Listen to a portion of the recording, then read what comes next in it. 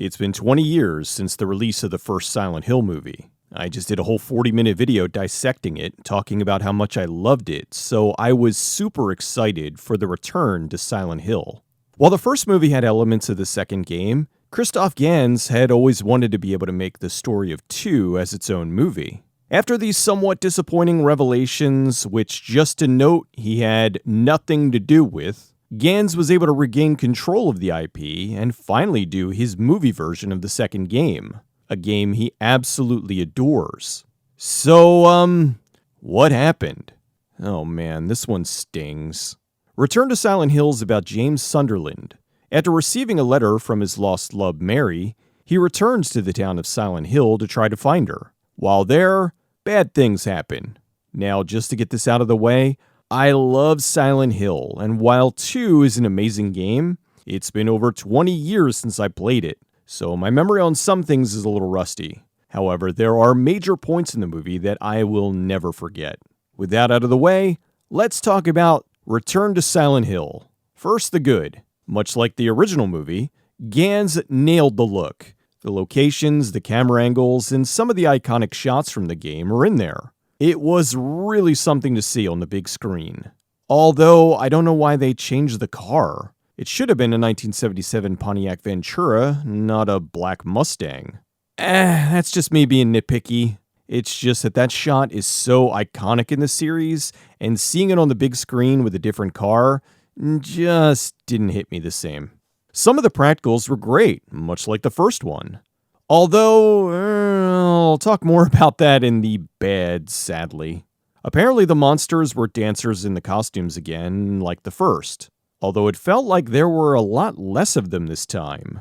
The patient demon was there, and yes, Pyramid Head was too, but that made sense since he's the manifestation of James's guilt. He's supposed to be there. They also had the hospital bed boss. I think the only monster that I can think of that's missing from 2 was Mandarin. The Ash was back, and whatever they did to generate it looked great. It felt even more alive this time around. They also kept more of the character names this time. No gender swapping the leads. Although Eddie seemed a great deal older than I remember him being in the game, but it's not a huge thing. He's only there for a short while. There were, of course, lots of references to the games, locations, and whatnot. Not as many as the first, but they managed to get the big ones in there like Heaven's Night. They even nailed details like Maria in the Christina Aguilera outfit, something that even the remake didn't do properly. I like that Evie Templeton, who played Laura in the video game remake, was able to play the character in the movie. It was a neat touch. They also incorporated some bits from different Silent Hill games again. This time there was a little bit of Shattered Memories in there. Akira Yamaoka's score was back again, as it should be. Although it felt like they used the music a lot less in this one, which was a bummer.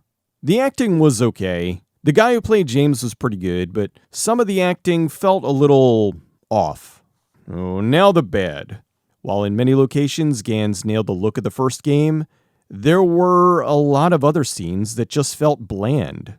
This had a punch for some things, but then other stuff felt like they had to cut corners, and the shots ended up looking dull. There was a much greater reliance on CG in this. The first one had some amazing practicals enhanced with CG, and that helped the movie to have a very distinct look. I spent a lot of time with that movie over the past few months, and it never ceased to impress me with what they were able to do. With this, it was a drop-off in quality. Not terrible, but not even close to what they were able to do 20 years ago. Which is sad. How is it 20 years later and the effects look worse? The only thing I can think of is that since the budget for this was apparently $23 million, that's about half the budget of the original, so they weren't able to do many of the things that they were able to do in the first one. However, the biggest letdown was the writing. The story was a remix of 2, which I was expecting. I mean, the first one had elements of 1, 2, and 3, so I knew that 2 wouldn't be an exact retelling of the story from the game. However, it followed the story of the game, but it was almost like they were speedrunning it. In doing so, big chunks of the story were cut out. Beyond that, there were moments that needed a little more time to sit, and they just blazed past them. All this to add in some additional scenes that weren't in the game that, quite frankly, were more annoying than anything. So they glossed over moments from the original game to make way for stuff that I felt was unnecessary, like the addition of characters that didn't exist in the game. I really thought the way to open the movie would have been with James in the bathroom. They did get to that, which was great to see, but not until after a lengthy flashback. Why was Mary only his girlfriend and not his wife? The story hits way harder when it's a guy looking for his lost wife as opposed to his lost girlfriend.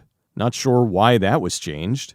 Oh, and unless I totally missed it, no one said the "in my restless dreams, I see that town," Silent Hill. For me, that is quite possibly the most iconic line from the game and absolutely should have been in there. The best moments in the movie is when James is alone. Unfortunately, they kept finding reasons to have him interact with people or have flashbacks. The mannequin demon was absolutely CG and kinda hokey looking. If I watch the behind the scenes stuff and find out it was practical, I'll apologize, but the way that thing moved, there's no way that it wasn't. The nurses were back, but barely. They were here for one part and then gone.